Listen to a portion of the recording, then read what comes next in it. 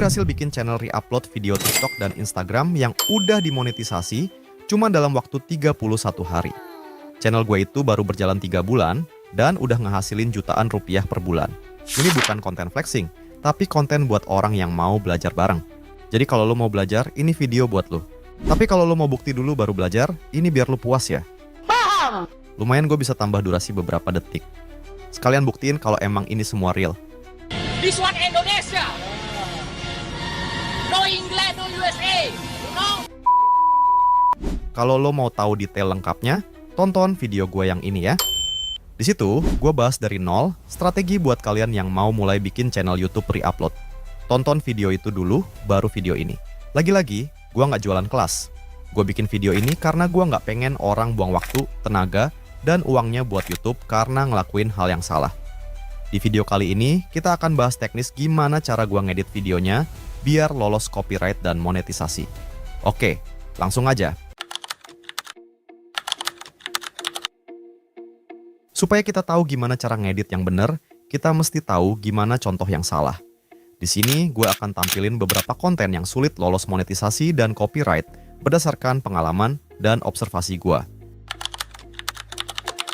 Kalau lo kepikiran mau bikin channel shorts motivasi dari quotes-quotes, dan lo berharap itu bisa dimonetisasi, saran gue, lo pikir ulang. Kenapa? Karena YouTube kemungkinan besar bakal nolak pengajuan lo.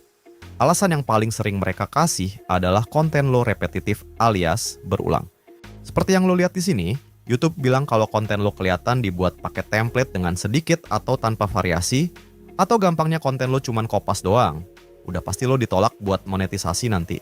Artinya, kalau lo mau monetisasi, konten yang lo buat mesti variatif. Mau itu videonya, teksnya, musiknya, bahkan durasi dari konten yang lo buat itu mesti ganti-ganti. Contoh salah yang kedua adalah 100% re-upload. Kalau lo cuma re-upload doang, apalagi topik yang lo re-upload beda-beda, ini bakal bikin YouTube makin curiga kalau lo cuma ngambil konten orang lain tanpa ngasih nilai tambah. Monetisasi itu reviewnya manual sama manusia. Ada beberapa ya yang gue lihat cara orang ngeditnya. Ada yang kayak gini contohnya. Ada juga yang kayak gini. Mungkin sekarang orang bilangnya ini Sigma edit nih. Lo ngerti lah maksud gue. Tapi bang, waktu gue upload, kata YouTube gue nggak kena copyright. Bener. Tapi yang lo mesti tahu, sistem pemeriksaan copyright ini butuh waktu buat bener-bener jalan. Gue akan kasih lihat perspektif gue sebagai kreator yang udah pernah kontennya diambil orang. Meskipun YouTube gue isi re-upload video yang udah gue edit sendiri, kadang gue ngerasa lucu juga karena konten gue di-re-upload orang dan dipakein watermark pula. Seperti yang kalian lihat di sini, YouTube akan kasih lihat siapa aja channel yang ngambil konten gua, berapa persen yang diambil, dan viewers mereka berapa. Nah, di sini, gue punya opsi untuk laporin videonya ke YouTube, guys. Dan kalau gua laporin, video tersebut bakal dihapus sama YouTube, dan channel mereka bakal kena strike. Kalau udah 3 kali strike, channel mereka bakal dihapus, dan akun mereka nggak akan bisa bikin channel lagi. Makanya, penting banget untuk kita ngerencanain dan eksekusi konten yang bagus, karena ini bakal memperkecil kemungkinan kita dikenain copyright sama orang lain. Di video sebelumnya, gue udah sempet ngajarin cara download video dari TikTok sama Instagram. Yang belum gue ceritain lebih lanjut adalah cara milih konten yang relatif aman. Pertama, jangan pernah sembarangan ambil konten dari akun centang biru atau verified, mau itu individu apalagi bisnis. Apalagi, sumber lo itu juga punya akun YouTube. Copyright system dari YouTube akan kasih notifikasi ke mereka kalau konten mereka di re-upload. Seperti yang gue ceritain barusan. Kalau lo masih bersikeras pengen pakai konten mereka, lo DM si akun centang biru itu untuk minta izin untuk pakai video mereka buat YouTube lo. Yang penting sopan dan jelasin kalau lo bakal kasih kredit ke mereka. Kalau mereka izinin, baru deh lo pakai. Cara yang sering gue pakai adalah ngegunain konten dari akun individu biasa dengan ngasih kredit yang jelas di video, judul, deskripsi, sama komen yang gue sematkan. Rekomendasi gue, kalau lo nggak mau ambil pusing, lo bisa pakai aplikasi Rednote, alias TikToknya orang Cina. Kenapa? Karena YouTube itu di-ban di China. Jadi sangat kecil kemungkinan mereka akan klaim copyright di YouTube. Nah, sekarang lo udah ngerti kan dasar-dasarnya? Yuk, kita masuk ke proses editing benerannya. Proses editing ini akan gue pecah jadi dua kondisi. Kita bahas dari yang paling gampang.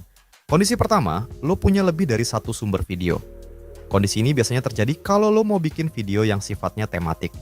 Misalnya, lo mau bahas tentang vitamin yang ada di buah-buahan. Tentunya lo bisa cari tuh video di TikTok yang nampilin pisang lah, jeruk, apel, dan lain-lain. Kita coba langsung praktek ya. Katakanlah kita punya satu video kayak gini. Kuncinya, kalau mau aman, jangan pakai video yang sama secara terus-menerus lebih dari 5 detik. Setiap 5 detik, lo mesti potong videonya dan transisi ke cuplikan selanjutnya atau sumber video lain. Cara lainnya adalah ubah urutan. Misalnya kita punya video kayak gini yang lumayan panjang. Kita bisa pecah jadi beberapa cuplikan, terus urutan videonya kita ubah. Misalnya, di sini satu video kita pecah jadi 4 bagian. Dari yang urutan videonya 1 sampai 4, kita bisa ubah jadi 3, 1, 2, 4. Jadi, nggak ada video yang secara terus-menerus lebih dari 5 detik. Tapi emang, kalau mau lebih aman, kita harus selalu transisi ke sumber video yang lain. Kondisi yang kedua, lo cuma punya satu sumber video.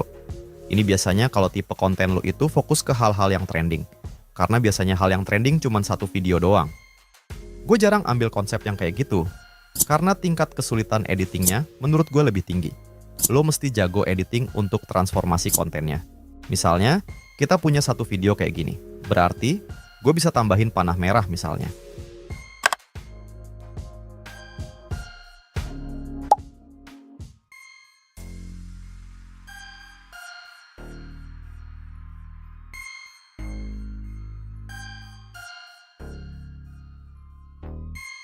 Selain itu, gue tambahin sound effect.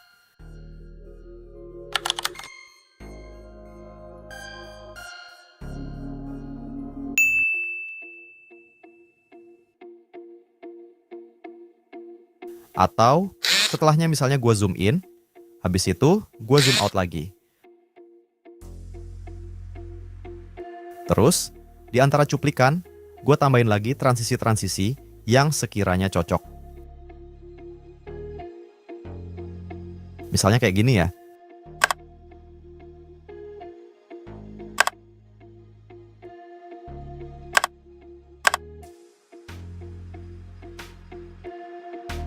Seperti yang lo lihat, kalau kita pakai satu sumber video doang, kita mesti lebih usaha untuk transformasi kontennya. Sedangkan, kalau konsep kita tematik, kita bisa berkelit kalau konten kita ini selayaknya pembawa acara berita atau edukasi yang ngejelasin sebuah konsep. Dan hal-hal kayak gini tuh boleh sama YouTube. Saran gua, kalian secara bertahap aja belajar editingnya. Dan coba perhatiin cara edit channel lain di niche kalian. Kalau lo mau bikin video viral tapi nggak tahu caranya, bab ini wajib lo dengerin baik-baik. Ilmu ini gue dapet waktu gue masih jadi penulis iklan. Struktur ini nggak cuman bisa diterapin di video pendek, tapi juga di video panjang. Abis nonton ini, lo bisa cek video yang viral dan buktiin sendiri. Semua video yang viral pasti ada 4 elemen ini. Hook, foreshadow, story, payoff. Kita bahas satu-satu. Hook, simpelnya adalah pancingan. Kalau lo nonton video gue sebelumnya, lo pasti tahu kalau salah satu statistik penting di shorts adalah berapa banyak orang yang memilih buat nonton. Jadi lo harus pancing orang untuk terus nontonin lo. Kalau di shorts, hook ini terjadi di 5 detik pertama. Ada 2 langkah simpel yang bisa diterapin. 1, pakai bagian paling menarik di sumber video lo dan taruh di depan. Kedua, lo bisa pakai narasi buat memperkuat hook lo. Gue akan pakai contoh umum aja. Lo punya video gol salto Ronaldo, terus ada ekspresi Zidane ngelihat gol itu. Coba kira-kira apa hooknya? Gue kasih waktu 5 detik buat mikir.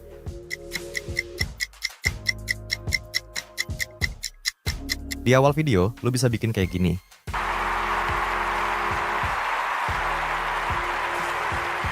Ini bakal bikin orang kepancing. Emang Ronaldo ngapain sih? Jadi mereka mau mulai nonton. Foreshadow ini simpelnya bayangan masa depan. Otak manusia tuh udah biasa untuk prediksi masa depan, dan lu harus manfaatin ini dengan ngasih petunjuk. Di bagian foreshadow, kita bisa mulai tunjukin selebrasi pemain dan ekspresi kiper setelah kebobolan. Di sini orang akan mikir, oh berarti Ronaldo bikin gol. Kayaknya golnya bakal keren nih. Jadinya mereka akan lanjutin untuk nonton. Story di sini adalah inti videonya. Lo bisa kasih lihat permainannya dan kasih narasi. Misalnya, di menit 63, permainan ini berlangsung alot. tapi lihat apa yang Ronaldo lakuin. Terakhir, payoff. Payoff ini artinya hasil. Apa bayaran yang lo mau kasih ke penonton. Dalam kasus ini, lo harus tunjukin proses golnya. Dan lo tutup dengan ekspresi Zidane yang lo pakai di awal. Lo juga bisa tambah narasi, pantesan aja Zidane sampai kaget. Kalau lo masih nonton bab ini sampai selesai, lo akan sadar bahwa bab ini gua buat persis dengan struktur di atas. Sekalian kita praktek langsung aja kalau emang struktur ini bisa diterapin di format video dengan tema apapun, mau itu panjang ataupun pendek. Pertanyaan pertama, baca dulu coba. Jawabannya bisa, jangan lupa kreditnya dan prinsip editing yang udah kita bahas. Pertanyaan kedua, bisa juga, apalagi kalau video sendiri. Tapi niche gaming katanya rendah RPM-nya dan udah banyak pemainnya. Pertanyaan ketiga, baca dulu coba. Harusnya terjawab sama video ini. Jangan ambil dari YouTube karena sistem mereka bisa cek. Terima kasih buat yang udah tanya dan ngeramein kolom komen. Gua udah balesin juga nih.